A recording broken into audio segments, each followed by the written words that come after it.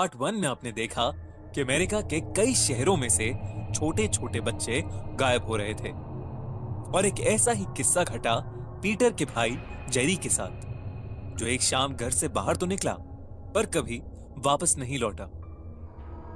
Peter और उसके दोस्त उसे ढूंढते ढूंढते एक सुरंग में जा पहुंचे, जहां उनके साथ अजीबोगरीब घटनाएं हुई, जिसके चलते वो सुरंग से भागकर बाहर आ गए।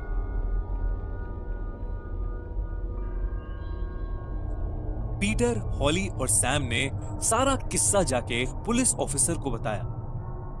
वो पुलिस ऑफिसर उनकी बात सुनकर अगली सुबह उन तीनों के साथ उस सुरंग की छानबीन करने के लिए तैयार हो गया। जब वो तीनों पुलिस ऑफिसर के साथ वहां पहुंचे तो उस सुरंग में कुछ भी अनयूजुअल नहीं था। ना वहां कोई हड्डी थी, ना पानी में खून और ना ही कोई अजीबोगरीब आवाजें। वो चारों थोड़ा और अंदर तक गए पर वहां कुछ नहीं मिला। पुलिस ऑफिसर को लगा कि वो तीनों उसके साथ कोई मजाक कर रहे हैं और वो उन तीनों को डांट के वहां से निकल गया। तीनों अब उस सुरंग में बिल्कुल अकेले थे, लेकिन उन्हें यकीन था कि पीटर का भाई जेरी उसी सुरंग में कहीं कैद है। धीरे धीरे वो और अंदर जाने लगे। तभी उन्हें उस क्लाउन की हंसी वापस सुनाई देने लगी। जैसे जैसे वो आगे बढ़े, उन्हें वो हड्डियां, पानी में खून और सारी चीजें फिर से दिखाई देने लगी। तभी सैम को एक कोने में किसी के फड़फड़ाते हुए पैर दिखे। वो जैसे ही उसके पास गया, उसके होश उड़ गए।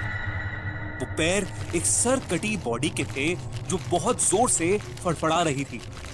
तभी सैम को पीछे से आवाज आई, हेलो सैम। सैम जैसे ही पीछे मुड़ा, वहां वही डरावना क्लाउन खड़ा था जो उन्हें पहले भी मिला था। पीटर और हॉली को सैम की जोर से चीखने की आवाज आई। उन्होंने जैसे ही सैम की ओर देखा, वैसे ही उन्हें दिखा कि सैम एक टनल के अंदर बेहद जोर से खींचा चला जा रहा है। तभी पीटर को अपना भाई जेरी दूसरे टनल से भागता हुआ दिखा। पीटर अपने भाई के पीछे पीछे भागा और हॉली सैम की तरफ। वो तीनों अब अलग अलग हो गए थे। पीटर ने देखा कि जेरी एक कोने में खड़ा मुस्कुरा रहा है। पीटर जैसे ही जेरी के पास गया, जेरी का चेहरा बदलने लगा और उसके दांत नुकीले होने लगे। देखते ही देखते वो एक बड़े से भयानक क्लाउन में बदल गया। सुरंग के बाहर पुलिस ऑफिसर की गाड़ी स्टार्ट ही नहीं हो रही थी। तभी उसे पीटर की बहुत जोरों से एक चीख सुनाई दी। वो भागा भागा वापस उस सुरंग के अंदर घुस गया। जैसे जैसे वो अंदर जाने लगा, उसे भी सुरंग के पानी में खून दिखने लगा। वो क्लाउन पीटर को घसीटते हुए उस सुरंग में एक ऐसी जगह ले गया जहां सारे बच्चे कैद थे। वहां उन बच्चों की बॉडीज का एक पहाड़ बना था और जेरी उस पहाड़ के ऊपर फ्लोट कर रहा था। सैम भी वहीं पास में बेहोशी की हालत में पड़ा था। ये देखकर पीटर ने गुस्से में उस क्लाउन पर बहुत जोर से चिल्लाया। उस क्लाउन ने पीटर को दूर फेंक के मारा और उससे कहा कि वो छोटे छोटे बच्चों से जान निकाल के अपनी उम्र लंबी करता है। वो हर 27 साल में एक बार आता है और सब बच्चों को खा जाता है। उसने कहा कि पहले वो पीटर को खाएगा, फिर उसके दोस्त सैम को और फिर उसके भाई जेरी को भी खा जाएगा। उस क्लाउन ने पीटर को अपने दांतों में जकड़ा ही था कि हॉली ने पीछे से उस पर एक आग की मशाल फेंकी।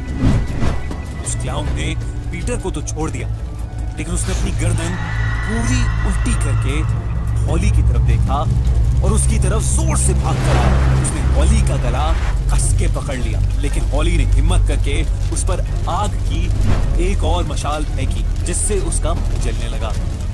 वो क्लाउन सुरंग में एक कुएं की तरफ भागा और उसमें जाके कूद गया। कुछ ही देर में वो पुलिस ऑफिसर उस जगह पहुंच गया और उन सभी बच्चों को देखकर बुरी तरह चौंक गया।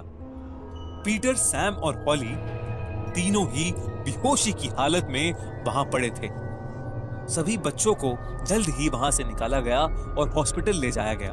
कुछ बच्चे जो महीने भर पहले खोए थे, सब के सब उस क्लाउन का शिकार हो चुके थे, लेकिन बहुत सारे बच्चे ऐसे थे जिन्हें पीटर हॉली और सैम की हिम्मत और बहादुरी ने बचा लिया था। उस दिन के बाद से उस शहर में कोई बच्चा गायब नहीं हुआ और ना ही उस क्लाउन को फिर से किसी ने वापस देखा। लेकिन